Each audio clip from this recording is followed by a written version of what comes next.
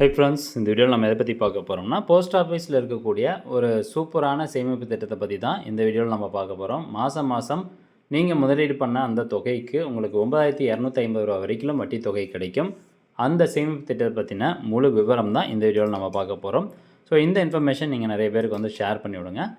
Okay, அதாவது இந்த post ஆஃபீஸில் பார்த்தீங்கன்னா நிறையா சேமிப்பு திட்டங்கள் வந்து இருக்குது. அதில் குறிப்பாக எம்ஐஎஸ் சேமிப்பு திட்டம் அப்படின்னு சொல்லுவாங்க. அதாவது மந்த்லி இன்கம் ஸ்கீம். எம்ஐஎஸ் அப்படின்னா மந்த்லி இன்கம் ஸ்கீம். நீங்கள் இன்வெஸ்ட் பண்ண அந்த தொகைக்கு மாதம் மாதம் உங்களுக்கு வட்டி தொகை கொடுப்பாங்க. நீங்கள் இன்வெஸ்ட் பண்ண அந்த மாதத்துலேருந்தே ஆரம்பிச்சிடும். ஒரு சில சேமிப்பு திட்டங்கள்லாம் இருக்கும். நீங்கள் இன்வெஸ்ட் பண்ணிட்டு ஒரு 2 வருஷம் வெயிட் பண்ணணும், 3 வருஷம் வெயிட் பண்ணணும்.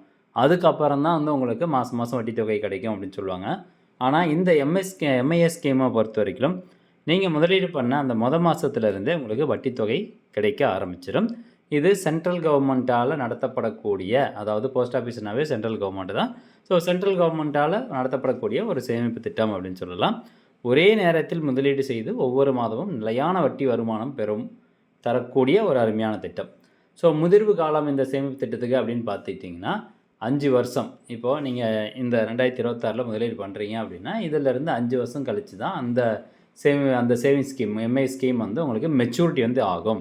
ஸோ மெச்சூரிட்டி வந்து மினிமமாக இத்தனை வருஷம் அந்த மாதிரி, மேக்ஸிமமாக இத்தனை வருஷம் அந்த மாதிரிலாம் கிடையாது. ஸோ ஒரே மெச்சூரிட்டி பீரியடு தான். நீங்கள் இன்றைக்கி முதலீடு பண்ண ஆரம்பிச்சிங்கன்னா அடுத்த 5 வருஷம் கழித்து தான் அது மெச்சூரிட்டி ஆகும்.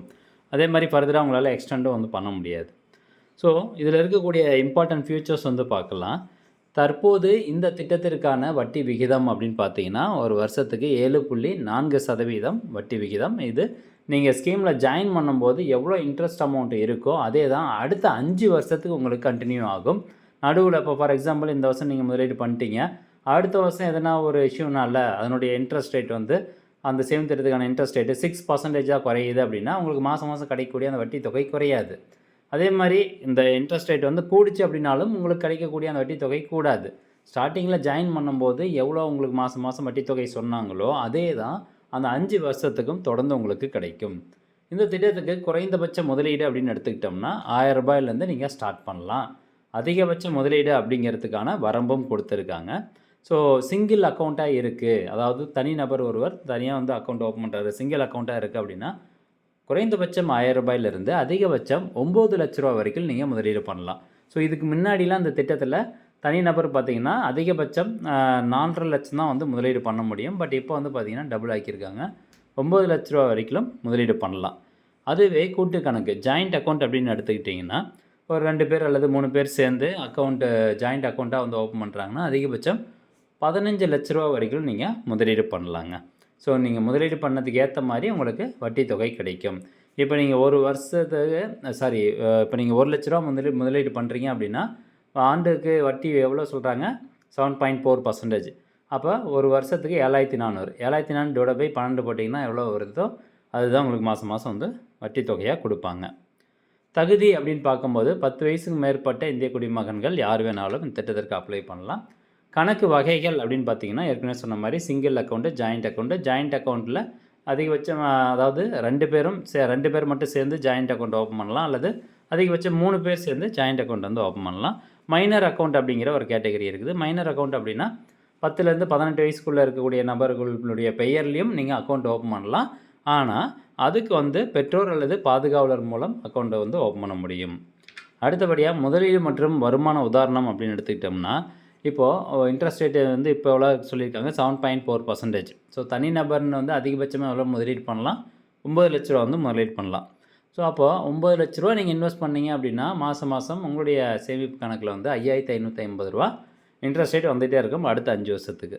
அதே வந்து ஜாயிண்ட் அக்கௌண்ட்டுக்கு வந்து மேக்ஸிமம் லிமிட்டு 15 லட்சம். 15 லட்சம் முதலீடு பண்ணால் மாதம் 9,250 ரூபா அவங்களுடைய வங்கி கணக்கில் இந்த வட்டி தொகை வந்து சேர்ந்துடும். ஸோ இதில் தான் சொல்லியிருக்காங்க பாருங்கள், மத்திய அரசு அறிவிக்கும் தற்போதைய வட்டி விகித மாற்றங்களுக்கு ஏற்ப இந்த தொகை மாறுபடலாம். அதாவது நீங்கள் அக்கௌண்ட் ஓப்பன் பண்ணும்போது என்ன இன்ட்ரெஸ்ட் ரேட் இருக்கோ அதே தான். முன்கூட்டியே மூடுதல். இப்போது நான் ஒரு அமௌண்ட் வந்து இன்வெஸ்ட் பண்ணிட்டேன், ஆனால் அந்த அமௌண்ட் எனக்கு நடுவில் திடீர்னு தேவைப்படுது அப்படின்னாலும் நீங்கள் ப்ரீமெச்சூர் வித்ட்ராவல் வந்து பண்ணிக்கலாம். அதுக்கு ஒரு க்ரைட்டீரியா கொடுத்துருக்குறாங்க. நீங்கள் அக்கௌண்ட் ஓப்பன் பண்ணி 1 வருஷத்துக்குள்ளார வித்ட்ராவல் பண்ணணும்னு நினைக்கிறீங்க அப்படின்னா பணத்தை திரும்பி தர மாட்டாங்க. அதே வந்து 1 வருஷம் முடிஞ்சிச்சு. 1 வருஷத்துலேருந்து 3 வருஷத்துக்குள்ளார நீங்கள் அக்கௌண்ட் வந்து க்ளோஸ் பண்ணிட்டு பணத்தை எடுக்கணும்னு நினச்சிங்கன்னா எடுக்கலாம். நீங்கள் எவ்வளோ தொகை முதலீடு பண்ணீங்களோ அதில் 2% நீங்கள் அபராதமாக கட்டணும். அபராதமாக பிடிச்சிக்குவாங்க. இப்போது ரூ. 1,00,000 முதலீடு பண்ணுறீங்க. வருஷத்துக்கு ஃபஸ்ட்டு 1 வருஷம் முடிஞ்சிருச்சு. 2வது வருஷத்துக்கு போகும்போது நீங்கள் அந்த அமௌண்ட் எனக்கு வேணும்னு சொல்லி அக்கௌண்ட்டை க்ளோஸ் பண்ணுறீங்க அப்படின்னா ரூ. 1,00,000 முதலீடு பண்ணும்போது அதில் 2% அப்படின்னு எடுத்துக்கிட்டோம்னா ரூ. 2,000 நம்ம உங்களுக்கு அபராதமாக கட்டிட்டு தான் அந்த அக்கௌண்ட்டை க்ளோஸ் பண்ணி மீதி இருக்கக்கூடிய ரூ. 98,000 நம்ம வாங்க முடியும். அதே 3 ஆண்டுகள் முதல் 5 ஆண்டுகளுக்கான கணக்கை மூடினால் உங்கள் அசல் தொகையிலிருந்து 1% அபராத தொகையாக செலுத்தணும் அப்படின்னு சொல்கிறாங்க. வரி விதிப்பு முறைகள் பொறுத்த வரைக்கும் உங்களுக்கு அந்த அமௌண்ட்டு மாதம் மாதம் இன்ட்ரெஸ்ட் அமௌண்ட் கொடுக்குறாங்க பார்த்தீங்களா, அதில் எந்த ஒரு டேக்ஸும் பிடிக்க மாட்டாங்க. ஆனால் இந்த இந்த இன்ட்ரெஸ்ட் அமௌண்ட்டெல்லாம் சேர்த்தும்போது வருஷத்துக்கு உங்களுக்கு ஒரு பர்டிகுலர் அமௌண்ட் வரும். அந்த அமௌண்ட்டு ப்ளஸ் வருஷத்துக்கு உங்களோட வருமானம் எவ்வளவு அப்படின்னு பார்ப்பாங்க. ஸோ இந்த இன்ட்ரெஸ்ட் அமௌண்ட் ப்ளஸ் உங்களுக்கு வேறு ஒரு சோர்ஸ்லேருந்து கிடைக்கக்கூடிய இன்கம், அது ரெண்டுத்தையும் வந்து ஆட் பண்ணும்போது அந்த இன்கம் டேக்ஸ் ஸ்லாபை தாண்டி போகுது அப்படின்னா அதுக்கு நீங்கள் டேக்ஸ் கட்டி தான் ஆகணும். ஆனால் போஸ்ட் ஆஃபீஸ்லேருந்து இதுக்கு டேக்ஸ் எதுவும் பிடிக்க மாட்டாங்க. இந்த திட்டத்தினுடைய நன்மைகள் அப்படின்னு பார்க்கும்போது முழுமையான பாதுகாப்பு, ஏன்னா 100% பாதுகாப்பானது. ட்ரேடிங் அந்த மாதிரிலாம் வந்து கிடையாது. ஒரு ஸ்டாண்டர்டான மந்த்லி இன்கம் வந்து உங்களுக்கு கிடைக்கும். முக்கியமாக வந்து பார்த்திங்கன்னா இப்போ வீட்டில் வயசானவங்க இருக்காங்க, அவங்களுக்கு வந்து மாதம் மாதம் ஒரு தொகை வந்து கான்ஸ்டண்ட்டாக கிடைக்கணும் அப்படின்னா ஸோ நம்ம ஒரு அமௌண்ட்டு வந்து போஸ்ட் ஆஃபீஸில் அவங்களுடைய பெயரில் வந்து போட்டு வச்சிட்டோம் அப்படிங்கும்போது மாதம் மாதம் நம்மளை எதிர்பார்க்காம அவங்களுடைய வங்கி கணக்குக்கு வந்து அந்த அமௌண்ட்டு போய் சேர்ந்துகிட்டே இருக்கும். அவங்க எடுத்து அதை செலவு பண்ண ஆரம்பிச்சிக்கலாம். அது அவங்களுக்கு ஈஸியாக இருக்கும். இல்லைனா ஒவ்வொரு மாதமும் அவங்க நம்மகிட்ட கேட்குறதுக்கு வந்து தயக்கப்படுவாங்க. ஸோ அதனால் இந்த ஒரு ஸ்கீம் அவங்களுக்கு பெனிஃபிட்டாக இருக்கும் அப்படின்னு நான் நினைக்கிறேன். ஸோ இந்த திட்டம் ஓப்பன் பண்ணுறதுக்கு தேவையான ஆவணங்கள் அப்படின்னு எடுத்துக்கிட்டோம்னா ஏற்கனவே நம்ம சொன்ன மாதிரி போஸ்ட் ஆஃபீஸில் ஒரு சேவிங்ஸ் அக்கௌண்ட் இருக்கணும். அது மட்டும் இல்லாமல் போஸ்ட் ஆஃபீஸ் போயிட்டு இந்த எம்ஏஎஸ்க்கான அப்ளிகேஷன் ஃபார்ம் வந்து நீங்கள் ஃபில் பண்ணி கொடுக்கணும். வழக்கம் போல் வந்து ஆதார் கார்டு, பேன் கார்டு, அப்புறம் உங்களுடைய பாஸ்போர்ட் சைஸ் ஃபோட்டோ, அப்புறம் அந்த முதலீடு பண்ணக்கூடிய அந்த தொகை வந்து இதர் பணமாகவோ அல்லது செக்காகவோ நீங்கள் கொடுக்கலாம். அந்த மாதிரி கொடுக்கும்போது ஆட்டோமேட்டிக்காக உங்களுக்கு அந்த அக்கௌண்ட் ஓப்பன் பண்ணி கொடுத்துருவாங்க. ஸோ இந்த அக்கௌண்ட் வந்து இப்போ ஒரு போஸ்ட் ஆஃபீஸ்லேருந்து இன்னொரு போஸ்ட் ஆஃபீஸ் நீங்கள் மாறுறீங்க, அதாவது ஒரு ஊர்லேருந்து இன்னொரு ஊருக்கு போகிறீங்க அப்படின்னா ஈஸியாக வந்து ட்ரான்ஸ்ஃபரும் பண்ணிக்கலாம். அதுக்கான வசதியும் இருக்குது. ஸோ நல்ல ஒரு சேமிப்பு திட்டம். முடிஞ்ச அளவுக்கு இந்த இன்ஃபர்மேஷன் நிறைய பேர் ஷேர் பண்ணுங்கள். மீண்டும் அடுத்த ஒரு நல்ல பதிவில் சந்திக்கலாம். நன்றி, வணக்கம்.